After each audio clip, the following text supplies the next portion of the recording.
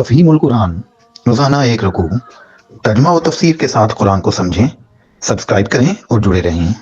وَإِذْ قَالَ إِبْرَاهِيمُ رَبِّ اجْعَلْ هَذَا الْبَلَدَ آمِنًا وَاجْنُبْنِي وَبَنِيَّ أَن نَّعْبُدَ الْأَصْنَامَ۔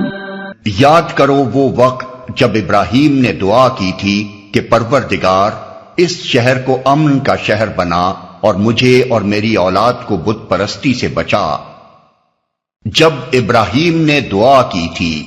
عام احسانات کا ذکر کرنے کے بعد اب ان خاص احسانات کا ذکر کیا جا رہا ہے جو اللہ تعالیٰ نے قریش پر کیے تھے، اور اس کے ساتھ یہ بھی بتایا جا رہا ہے کہ تمہارے باپ ابراہیم علیہ السلام نے یہاں لا کر کن تمناؤں کے ساتھ تمہیں بسایا تھا، اس کی دعاؤں کے جواب میں کیسے کیسے احسانات ہم نے تم پر کیے، اور اب تم اپنے باپ کی تمناؤں اور اپنے رب کے احسانات کا جواب کن گمراہیوں اور بدعمالیوں سے دے رہے ہو۔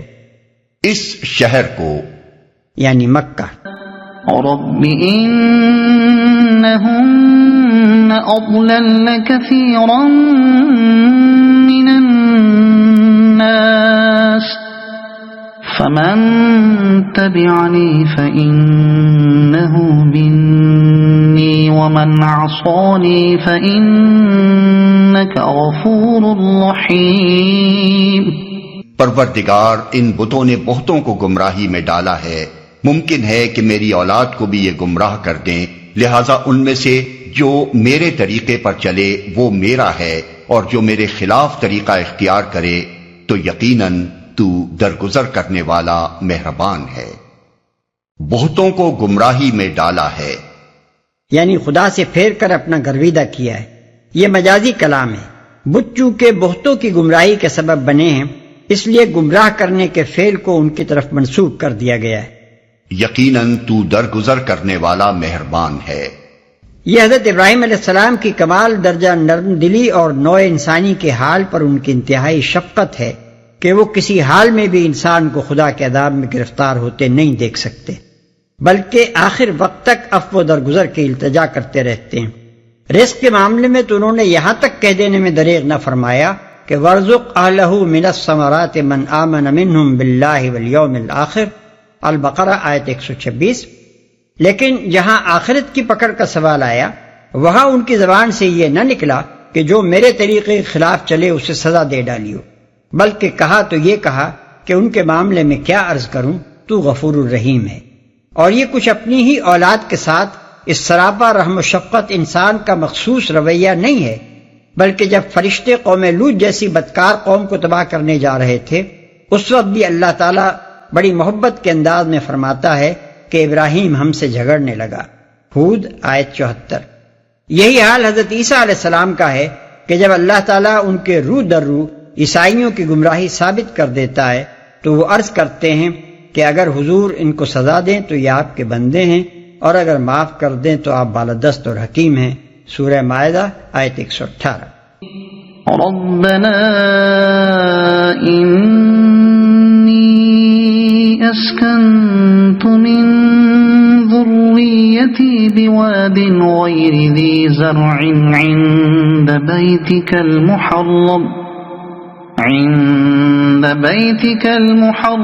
ربنا ليقيموا الصلاة فاجعل أفئدة من الناس تهوي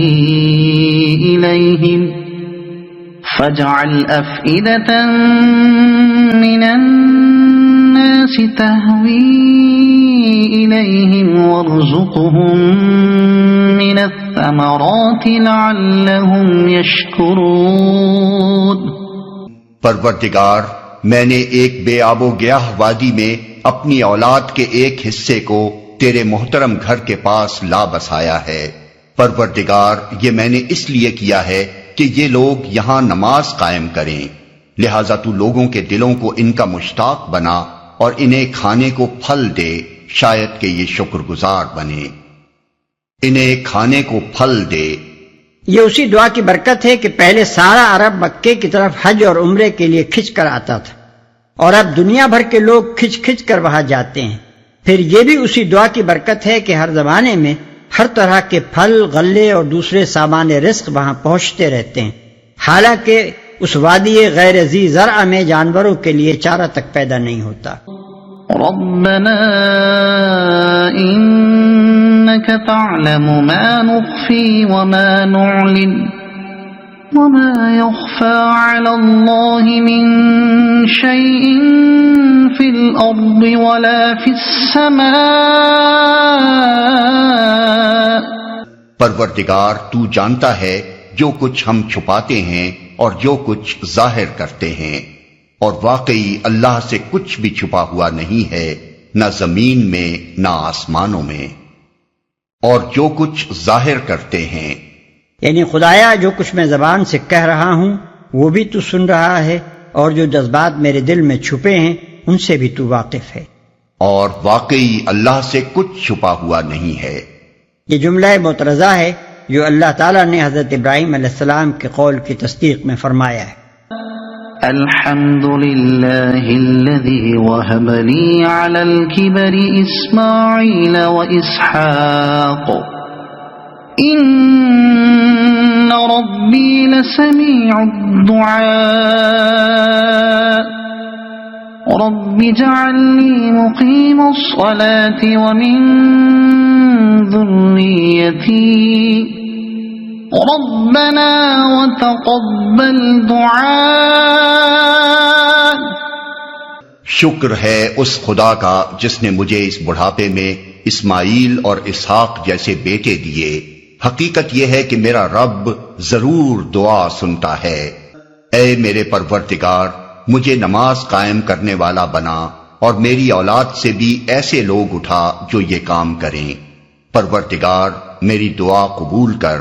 ربنا اغفر لي ولوالدي وللمؤمنين يوم يقوم الحساب۔ پروردگار مجھے اور میرے والدین کو اور سب ایمان لانے والوں کو اس دن معاف کر دیجیے جبکہ حساب قائم ہوگا۔